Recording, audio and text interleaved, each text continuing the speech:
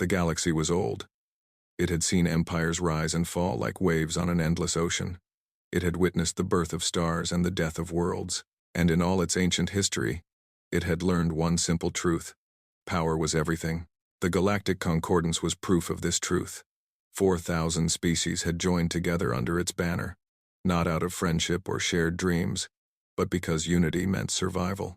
The strong protected the weak, and the weak paid tribute to the strong. It was a system that had worked for 10,000 years.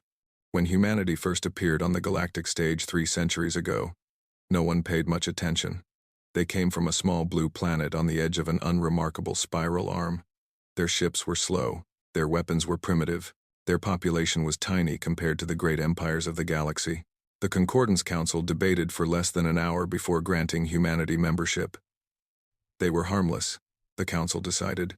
Useful, even. Humans had a talent for trade and diplomacy that impressed some of the older species. They could serve as neutral parties in disputes. They could colonize the harsh, unwanted worlds that other species found worthless. High Arbiter Keth Voran, the supreme leader of the Concordance, had spoken the words that would echo through history. Humanity knows its place, he said. They are not warriors, they are not conquerors. They are merchants and settlers, nothing more. For 300 years, humanity proved him right. Earth's official fleet consisted of just 200 vessels. They were modest cruisers armed with standard plasma weapons, the same technology that most species used. Nothing special, nothing threatening. Human soldiers numbered in the low millions. A laughable figure compared to the Vorthax Empire's billion-strong armies or the crystalline hegemony's endless legions of warrior drones. Humans built no superweapons. They claimed no strategic territories. They made no enemies, and demanded no tribute. They simply existed, trading goods from their homeworld, settling on planets that no one else wanted, and occasionally helping to negotiate peace between warring factions. The galaxy grew comfortable with humanity. They were like a small, friendly animal that lived in the corner of a great house. Harmless, forgettable, safe. This was exactly what humanity wanted. Deep beneath the surface of Earth, in bunkers that no alien scanner had ever detected, humanity kept its secrets. The true fleet did not number in the hundreds, it numbered in the tens of thousands. Ships that had never seen the light of a foreign star. Weapons that operated on principles the galaxy had not yet discovered. Technologies that would make the greatest empires tremble. The Shadow Doctrine was humanity's greatest achievement, and its greatest lie. It had begun 3 centuries ago, when the first human explorers made contact with alien life. They had expected wonder and friendship. What they found instead was a galaxy ruled by fear and violence. The strong devoured the weak. Entire species had been wiped out for their resources, their territory, or simply because they were in the way. Humanity's leaders had gathered in secret after that first contact. They looked at the galaxy and saw their own history reflected back at them. War, conquest, genocide. The patterns were the same, only the scale was different, and they understood something that would shape human policy for the next 300 years. The galaxy was not ready to know what humanity truly was. Earth's violent history had forged something unique. Humans had spent their entire existence fighting each other. They had developed weapons of terrible power. They had refined the art of war to a science, and in the century before first contact, they had begun to unlock the deepest secrets of physics itself: quantum mechanics, relativity, the manipulation of space-time, technologies that other species had abandoned as impossible. Humanity had pursued with desperate determination. By the time they met their first aliens, Earth's secret laboratories had already achieved breakthroughs that would take other civilizations millennia to discover. But the leaders of humanity chose to hide all of this. "We are newcomers," said Director Marcus Chen, the architect of the Shadow Doctrine. "We are outnumbered and surrounded by predators. If we reveal our true strength, we will be seen as a threat. The galaxy will unite against us before we are ready. We must appear weak. We must appear harmless. We must become invisible." And so humanity put on a mask. The public fleet was built with intentionally limited technology. Human diplomats were trained to seem humble and non-threatening. Scientists published papers that were decades behind their actual research. Everything humanity showed the galaxy was a carefully constructed lie. Behind that lie, the real work continued. In hidden shipyards carved into asteroids, Humanity built warships of terrifying power. Their hulls were made of materials that did not exist in nature. Their engines could bend space itself. Their weapons could unmake matter at the atomic level. In secret training facilities, human soldiers became something more than soldiers. They were enhanced with genetic modifications and cybernetic implants. They trained in conditions that would kill ordinary beings. They learned to fight in every environment, against every possible enemy. In underground laboratories, scientists pushed the boundaries of known physics. They developed shields that could stop any weapon. They created sensors that could detect a single ship across an entire star system. They designed drones that could think and fight without human guidance. All of this was hidden. All of this was secret. All of this waited for the day when humanity would need it. 300 years passed. Generations lived and died without ever knowing the truth. The secret was passed down from leader to leader, from scientist to scientist, from soldier to soldier. It became almost mythical, a sacred trust that bound humanity together in ways that no outsider could understand. The galaxy continued to see humans as harmless traders and humble diplomats. They laughed at human military weakness. They pitied human technological limitations. They never once suspected that every smile, every trade deal, every act of humility was part of a plan 3 centuries in the making. Director Helena Vance was the current keeper of the Shadow Doctrine. She was 60 years old, with gray hair and a face that rarely showed emotion. She had spent her entire life preparing for a day she hoped would never come. But she knew it would come eventually. The galaxy was too violent, too hungry, too cruel. Sooner or later, someone would decide that humanity's trade routes were worth taking. Someone would look at Earth and see an easy target. Someone would threaten humanity with extinction. On that day, the mask would fall. Helena often stood at the window of her office, looking up at the stars.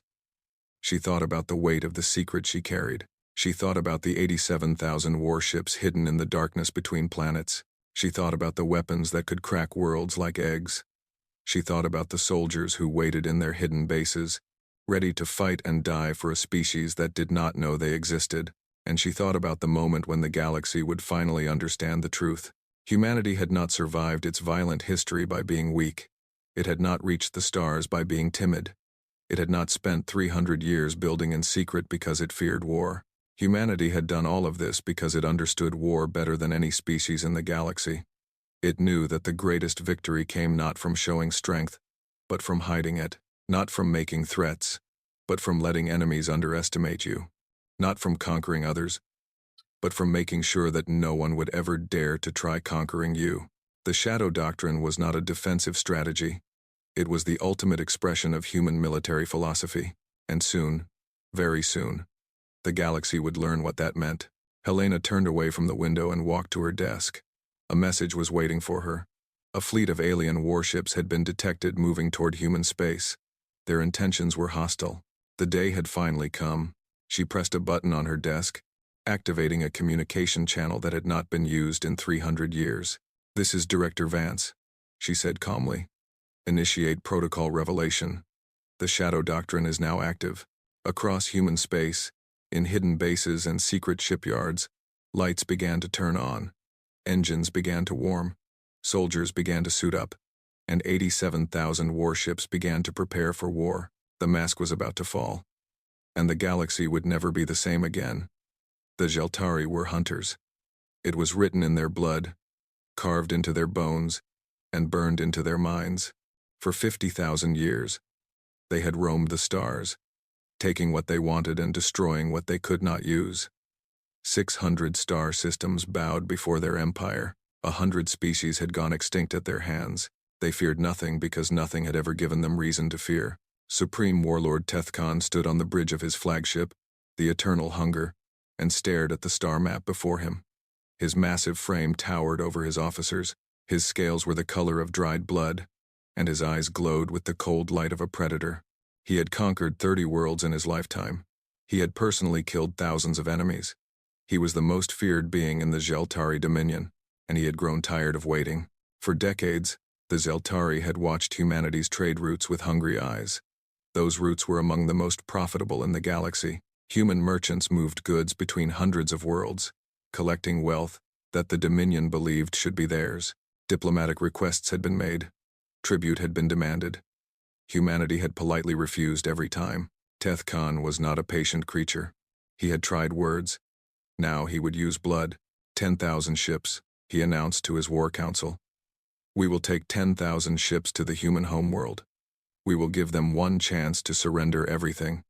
Their roots, their colonies, their freedom, and if they refuse, we will burn their planet to ash and scatter their species across the void.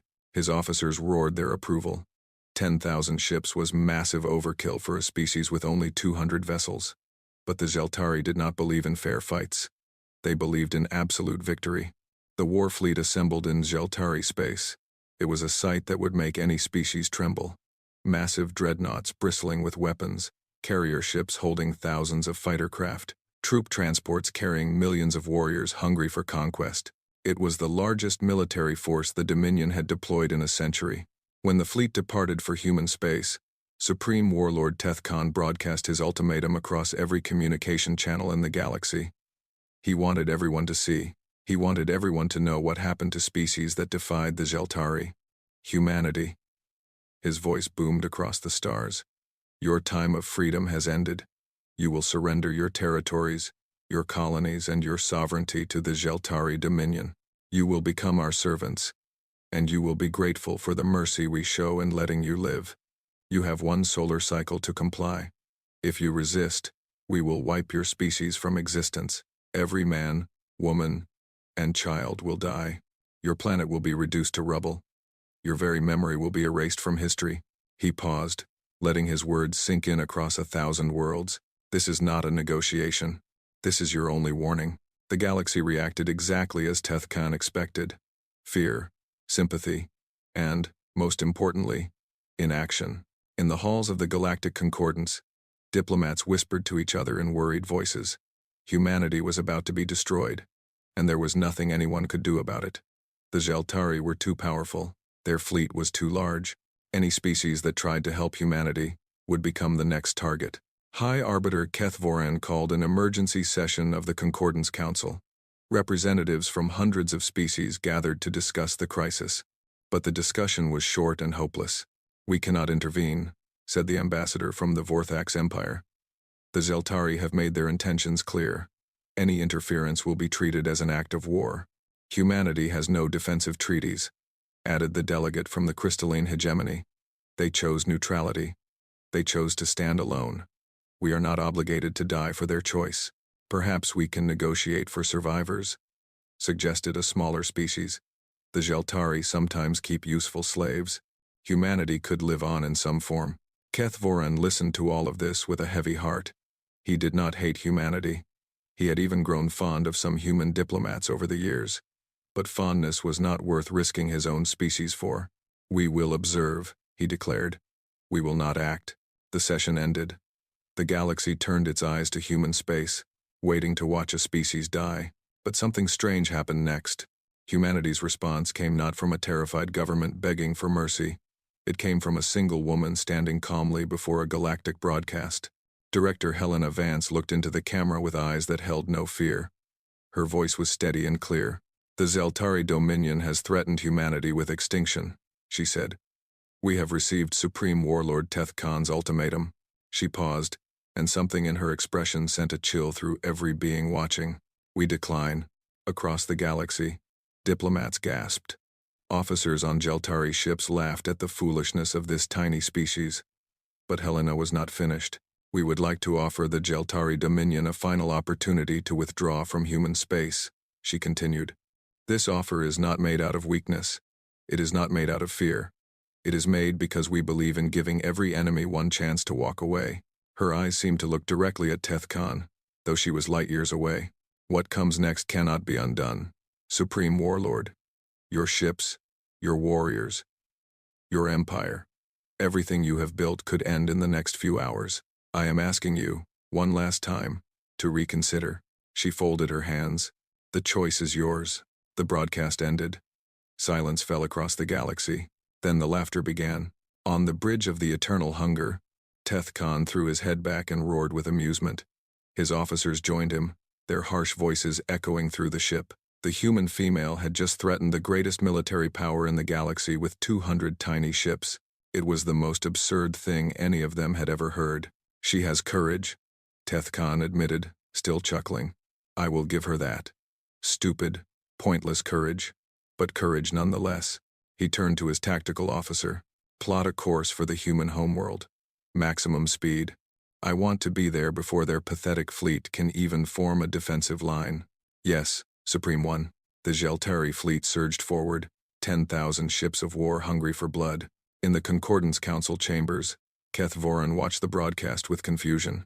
He had met Helena Vance several times. She was intelligent and calculating. She never made mistakes, so why would she make such a foolish statement? Perhaps she has lost her mind, suggested one of his advisors. The stress of impending doom can break even the strongest minds. Perhaps, Keth Voran murmured, but something nagged at him. Something in the way she had spoken. There was no desperation in her voice, no plea for help, no bargaining. She had sounded like someone who held all the cards in a game no one else knew they were playing. He shook his head. It was impossible. Humanity had no hidden weapons. They had no secret allies. Every intelligence report confirmed that they were exactly what they appeared to be. A weak, peaceful species about to be crushed by a superior force.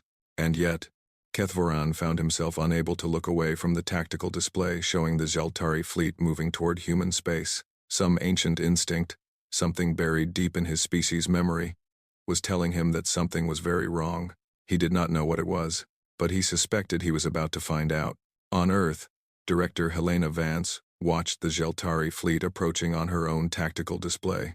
Around her, officers moved with calm efficiency, executing orders that had been planned centuries ago.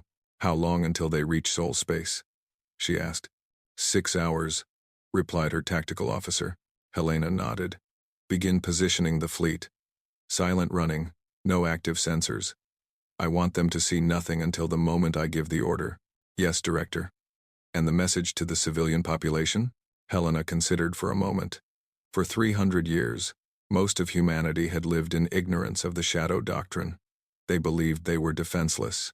They believed they were about to die. She could not tell them the truth yet. The secret had to hold for a few more hours. Tell them to stay calm. Tell them that their government has the situation under control. Tell them to trust us. The officer hesitated. Will they believe that? Helena allowed herself a small smile. No. But soon they will understand why they should have.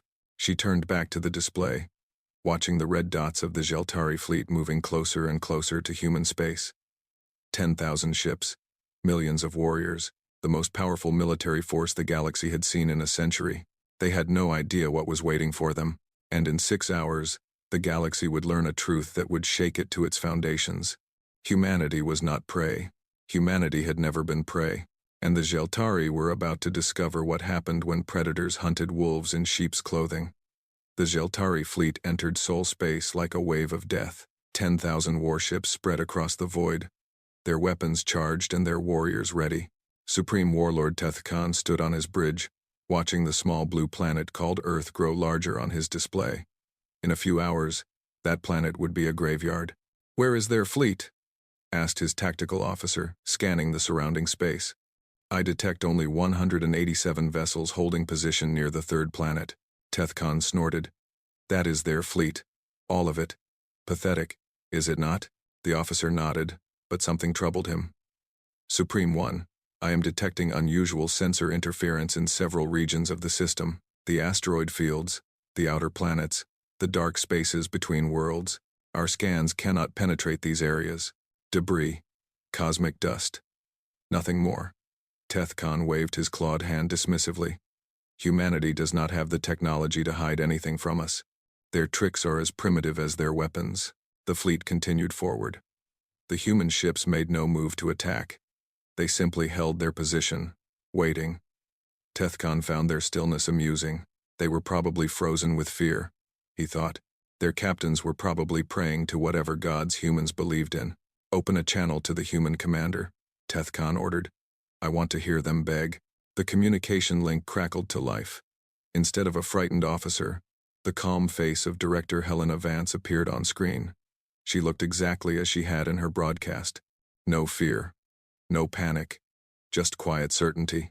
Supreme Warlord, she said. You have entered human space. I gave you a chance to withdraw. You chose not to take it. I chose to accept your surrender. Tethkon replied. You have 1 hour to power down your ships and prepare for boarding. Resist, and we will destroy you. Helena shook her head slowly. I am afraid you misunderstand the situation, Supreme Warlord. You were never the predator here. You were always the prey. Before Tethkon could respond with anger, his tactical officer shouted in alarm, Supreme One. Massive energy signatures appearing throughout the system. Ships, hundreds of ships, thousands of ships. They are emerging from nowhere. Tethkon spun to face the tactical display, and his blood turned to ice. The stars were moving. From every direction, from places where sensors had shown nothing but empty space, warships began to appear. They emerged from asteroid fields and from behind moons. They materialized in the darkness between planets. They rose from coordinates that had registered as completely empty. The numbers on the display climbed rapidly. 1,000 ships, 5,000, 10,000, 20,000, 50,000. The final count made Tethkon's legs go weak. 87,000 warships. They were human ships, but they were nothing like the pathetic cruisers the galaxy knew. These were monsters of war. Dreadnoughts larger than anything the Zelari had ever built. Carrier ships disgorging clouds of smaller craft that moved with impossible speed. Sleek destroyers that flickered in and out of visibility, as if they existed only partially in normal space. And in the center of the formation, 7 massive structures that dwarfed everything else. They were spherical, covered in strange machinery, and they pulsed with energy that made the sensors scream. What are those? Tethkon whispered. His tactical officer stared at the readings with wide, terrified eyes. Planet crackers, Supreme One. 7 of them. Each one is capable of destroying an entire world. Silence fell across the bridge. The hunters had become the hunted, but the horror was not finished. Supreme One, I am analyzing their weapons and shields. Their technology. It should not be possible. The officer's voice cracked. Their smallest destroyer has more firepower than our flagship. Their weapons use quantum collapse technology. Their shields manipulate space-time itself.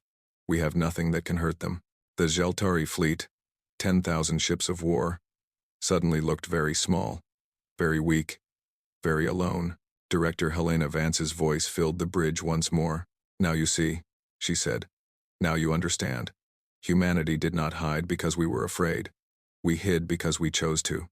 We did not show our weapons because we did not want to use them. We hoped we would never have to. Her expression remained calm, but her eyes were cold. You forced our hand, Supreme Warlord. You threatened our home. You promised to kill our children. And so now you face the truth that we have hidden for 300 years. The human fleet began to move. It did not charge forward or position for attack. It simply surrounded the Zelari forces with quiet, terrible precision. There was no escape route. There was no weakness in the formation. There was only death, waiting patiently. You have 2 options, Helena continued. Leave, right now. Turn your fleet around and return to Zelari space. Carry the message of what you have seen to every corner of the galaxy. Tell them what happens when someone threatens humanity. She paused. Or stay, fight, die, become the message yourselves. Your choice. Tethkon stared at the display. His mind, trained for war and conquest, tried to calculate a path to victory.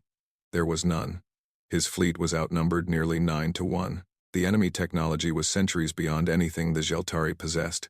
If he ordered an attack, his entire force would be annihilated in minutes. For the first time in his life, Supreme Warlord Tethkon felt true fear. He thought about his pride. He thought about the honor of the Dominion. He thought about the shame of retreating without a fight. But none of those things mattered if he and his entire fleet were dead. Reverse course, he ordered, his voice barely a whisper. His officers stared at him in shock. Supreme One? I said reverse course. Tethkon roared. All ships, maximum speed. Return to Dominion space immediately. The order spread through the Zelari fleet. For a moment, nothing happened. Then, one by one, the massive warships began to turn.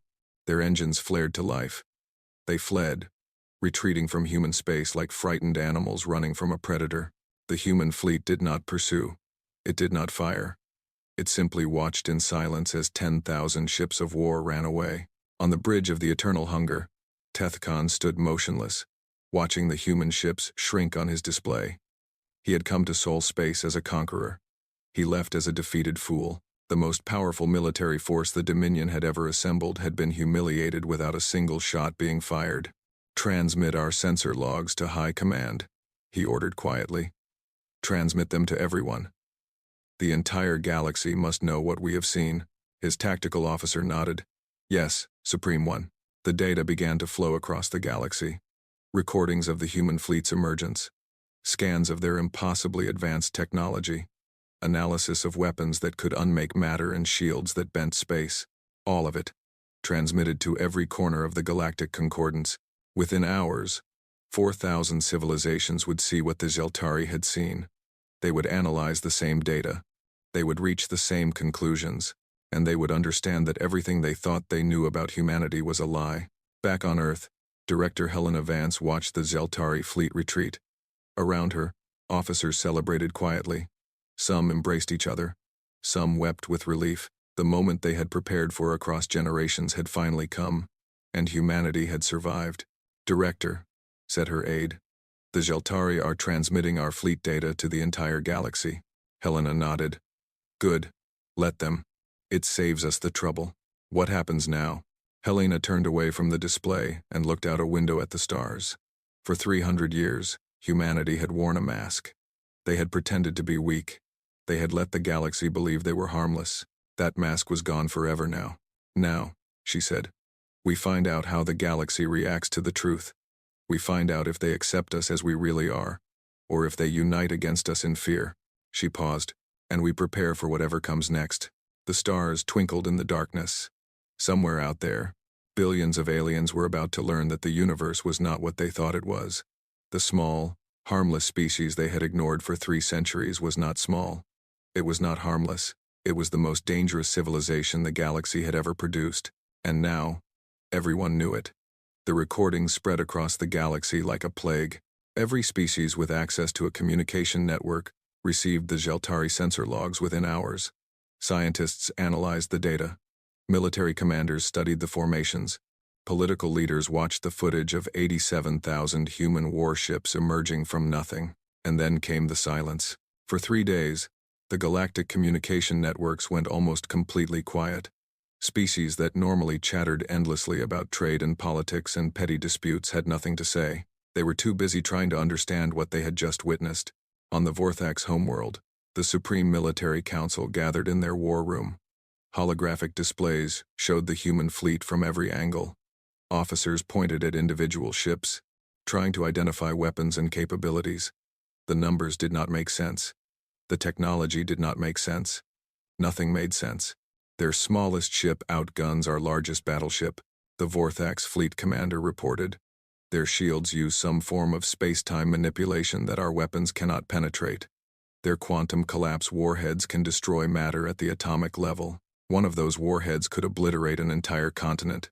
The Supreme General stared at the display. "How did we miss this? We have spies in human space. We have intelligence agents monitoring their shipyards. We have been watching them for 300 years.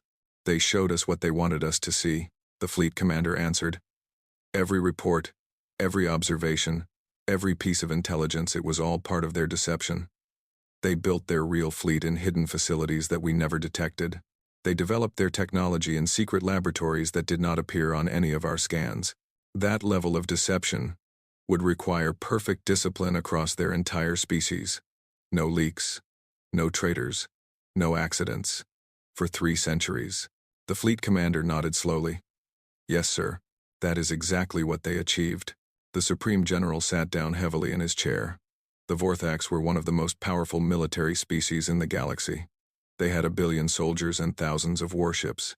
They had conquered dozens of worlds. And now he understood that if humanity decided to attack them, they would be annihilated within weeks. Similar scenes played out across 4,000 worlds. The crystalline hegemony ran simulations of a war against humanity. Every simulation ended the same way. Total hegemony defeat in less than 30 standard days. Their planet-cracking dreadnoughts, weapons that had terrified the galaxy for millennia, were meaningless against human technology. The merchant guilds of the Inner Rim calculated the economic implications. If humanity chose to take control of galactic trade by force, no one could stop them. The wealth of 1,000 civilizations would flow to Earth, and there would be nothing anyone could do about it. The Peaceful Collective, a pacifist alliance of 40 species, realized with horror that their survival had never depended on their principles or their treaties. It had depended entirely on humanity choosing not to conquer them. Fear spread through the galaxy like poison in water. It infected every government, every military, every civilization. The comfortable understanding of galactic power had been shattered in an instant. On the 4th day, High Arbiter Keth Voran called an emergency session of the Concordance Council. It was the largest gathering in the Council's history. Representatives from every member species crowded into the great chamber, their faces tight with worry and fear. Keth Voran stood at the central podium, his scales pale with stress. He had not slept in 3 days. He had watched the recordings hundreds of times, and he had finally understood the truth that made his blood run cold. 300 years ago, he began, his voice heavy. I stood before this council and spoke words that I will regret for the rest of my life. I said that humanity knew its place. I said they were merchants and settlers, nothing more. I said they were harmless. He paused, looking out at the silent assembly. I was wrong. We were all wrong. And we must now face the consequences of our blindness. He activated a holographic display showing the human fleet. This is what humanity has been hiding from us. 87,000 warships, technology that exceeds anything in our databases, military capabilities that could defeat any force in the galaxy. The numbers hung in the air, impossible and terrifying. We need to understand what this means, Keth Voran continued. Humanity could have conquered us at any point in the last 3 centuries. They had the power, they had the technology, they had the numbers, and yet they chose not to. A murmur ran through the assembly. This was the question that haunted everyone. If humanity could have ruled the galaxy, why didn't they? We thought we were the shepherds, Keth Voran said, and humanity was just another herd animal we had allowed to graze in our pastures. But we were never the shepherds. We were the sheep. And humanity was the wolf that chose to wear wool. The murmur grew louder. Some delegates shifted uncomfortably in their seats. They watched us. Keth Voran continued. For 300 years they traded with us, negotiated with us, lived among us. They learned our languages, our customs, our weaknesses. They mapped our defenses and studied our technologies. They knew exactly how to defeat any of us, if they chose to. Why? Demanded the Vorthax ambassador. Why hide such power? Why pretend to be weak? Keth Voran shook his head. I do not know. Perhaps they feared that revealing their strength would unite us against them. Perhaps they simply did not want to rule. Perhaps. He paused, considering his next words carefully. Perhaps they were waiting to see if we were worthy of their trust. Silence fell across the chamber. Consider the evidence, Keth Voran said. In 300 years, humanity has never started a war. They have never conquered a planet. They have never threatened another species. They built their fleet in secret, yes, but they never used it until they were forced to defend themselves. He looked directly at the Zelari representative, who sat alone in a corner of the chamber, avoided by everyone. The Zelari attacked them unprovoked. They threatened to exterminate the entire human species. And what did humanity do in response? They revealed their fleet. They gave the Zelari a chance to retreat, and when the Zelari ran, humanity did not pursue. They did not destroy the fleet that had come to murder them. The Zelari representative stared at the floor, unable to meet anyone's eyes. Humanity showed restraint, Keth Voran said. They showed mercy. They could have ended the Zelari dominion in a single day. They chose not to. What guarantee do we have that they will continue to show restraint? Asked the Crystalline Hegemony delegate. What stops them from deciding tomorrow that they want to rule us all? Keth Voran had no answer for that. None of them did. In the days that followed, the galaxy tried to adjust to its new reality. Governments that had ignored humanity suddenly sought diplomatic relations. Species that had mocked human military weakness now spoke of humanity with fearful respect. Old alliances were reconsidered. Old plans were abandoned. The Zelari dominion collapsed within weeks. Supreme Warlord Teth Khan was executed by his own government, blamed for the humiliation. But his death changed nothing. The Dominion's military reputation was destroyed. Their subject worlds began to revolt. Their empire crumbled like a building with no foundation. And through all of this, humanity remained quiet. They did not boast about their victory. They did not make demands. They did not use their newly revealed power to reshape the galaxy. Their trade ships continued to travel the same routes. Their diplomats continued to negotiate with the same calm politeness. Their colonists continued to settle the same harsh worlds. It was as if nothing had changed, but everything had changed. Everyone knew it. The comfortable lie was gone forever. On 1,000 worlds, a new phrase began to spread. It was whispered in dark corners and spoken in nervous conversations. It became the unofficial rule that governed how the galaxy dealt with humanity. Never threaten Earth, never provoke humans, never give them a reason to stop being peaceful. Because now everyone understood the truth. The most dangerous species in the galaxy was not the one that conquered worlds. It was the one that could conquer everything and chose not to, for now. 6 months had passed since the day humanity revealed its true power. The galaxy had changed in ways both visible and invisible. Old empires trembled. New alliances formed. And everywhere, beings who had never thought twice about humanity now watched them with careful, fearful eyes. Director Helena Vance stood before the Galactic Concordance Council for the first time since the crisis. The great chamber was packed with representatives from 4,000 species. Every seat was filled. Every eye was on her. She walked to the central podium with the same calm confidence she had shown the Zelari. Behind her, the holographic display showed Earth floating peacefully in space, surrounded by the hidden fleet that had terrified the galaxy. "I understand your fear," she began. "I understand your questions. You wonder why we hid our power. You wonder what we want. You wonder if you are safe." She paused, letting her words settle over the silent assembly. "Let me tell you the truth." Helena pressed a button, and the display changed. It showed ancient human history. Images of war and destruction. Cities in flames. Weapons that could destroy millions in an instant. "Humanity was born in violence," she said. "Our history is a story of endless conflict. We fought over land, over resources, over ideas. We killed each other in numbers that would horrify most of you. We invented weapons capable of destroying our own planet." The images shifted to show nuclear explosions, massive armies, and the aftermath of terrible wars. By the time we reached the stars, we had spent thousands of years perfecting the art of destruction. We understood war better than any species you have ever encountered. We knew how to fight. We knew how to kill. We knew how to win. Helena's expression remained calm, but her voice carried a weight of ancient sorrow. "When we first made contact with galactic civilization, we saw ourselves reflected in you. We saw the same violence, the same conquest, the same endless hunger for power, and we knew that if we revealed our true capabilities, one of two things would happen." She held up one finger. "Either you would fear us and unite against us, forcing a war that would devastate both sides." She held up a second finger. "Or you would try to steal our technology, leading to an arms race that would destabilize the entire galaxy." She lowered her hand.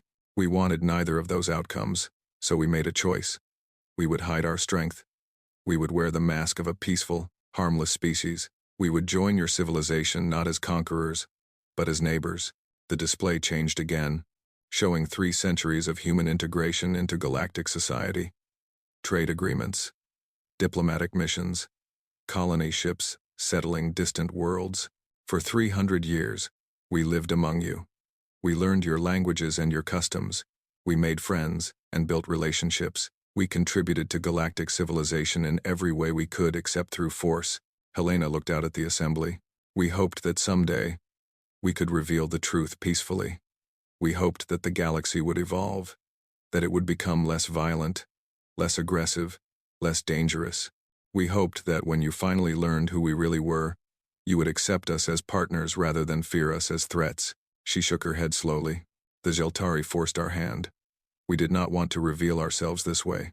We did not want our introduction to be an act of military intimidation. But when they threatened to exterminate our species, we had no choice." The display showed the moment of revelation. The human fleet emerging from darkness. The Zelari ships fleeing in terror. "We gave them every opportunity to withdraw," Helena said. "We did not want to destroy them. We showed them our power precisely so that we would not have to use it, and when they ran, we let them go. She turned to face the Zelari representative directly. We could have followed your fleet. We could have destroyed every ship. We could have invaded your homeworld and reduced your species to ash. We had the power. We had the justification, but we chose mercy. The Zelari representative lowered his eyes, unable to respond. Helena turned back to the assembly. This is who humanity is. We are capable of terrible destruction. We possess weapons that could end civilizations, but we do not want to use them. We never wanted to use them. Everything we have built, every ship, every weapon, every technology, was designed for one purpose: to ensure that no one would ever threaten us again. She spread her hands. We are not conquerors. We are not tyrants. We are survivors. Our history taught us that the weak are destroyed and the strong survive. So we became strong. But our history also taught us something else. Helena's voice softened. It taught us that strength without wisdom leads only to destruction. It taught us that power without restraint becomes tyranny. It taught us that true victory is not found in conquest, but in peace. She looked at the thousands of faces staring at her. We do not want your worlds. We do not want your tribute. We do not want your submission. We want only what we have always wanted: to live in peace, to trade with our neighbors, to explore the universe, and to build a future where our children can grow up without fear. Helena straightened her shoulders. Nothing has changed. We are the same species we were before the revelation. The only difference is that now you know our secret.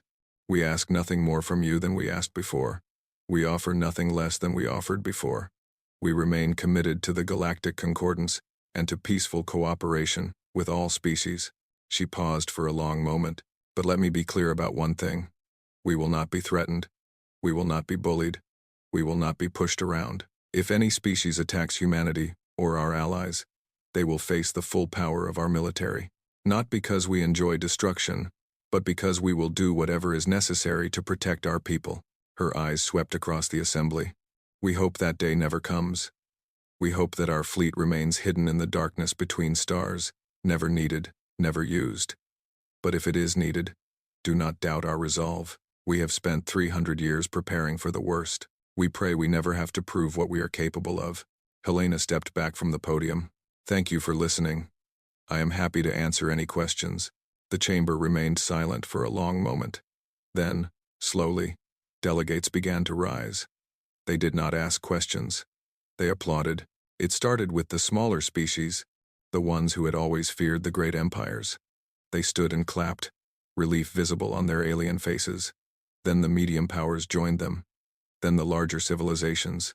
Even the Vorthax ambassador, after a long hesitation, rose to his feet. The applause filled the chamber like a wave. It was not the enthusiastic cheer of celebration. It was something deeper. It was the sound of 4,000 civilizations accepting a new reality. In the months and years that followed, the galaxy adapted to humanity's revealed power. Old enemies became new friends. Species that had plotted conquest quietly abandoned their plans.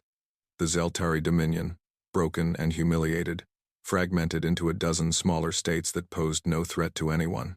A new era of peace began, not because anyone had become less violent or less ambitious, but because everyone understood the truth.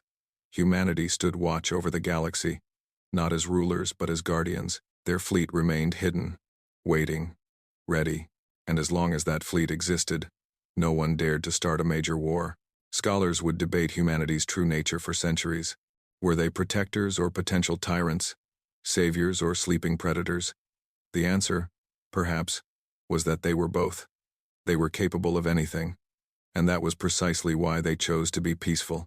In her office on Earth, Director Helena Vance stood at her window, looking at the stars. The crisis was over. Humanity had survived. The secret was out, and the galaxy had accepted it better than she had dared to hope. But she knew that her work was not finished. The universe was vast and full of dangers that humanity had not yet faced. Somewhere out there, threats waited that would make the Zelari look like children playing with toys. When those threats came, humanity would be ready. She smiled and turned away from the window. Tomorrow would bring new challenges. But for today, for this moment, she allowed herself to feel something she rarely felt: pride. Humanity had spent 300 years pretending to be sheep. Now the mask was gone. The wolf stood revealed, peaceful and patient, but ready to bare its teeth if needed, and the galaxy would never forget it.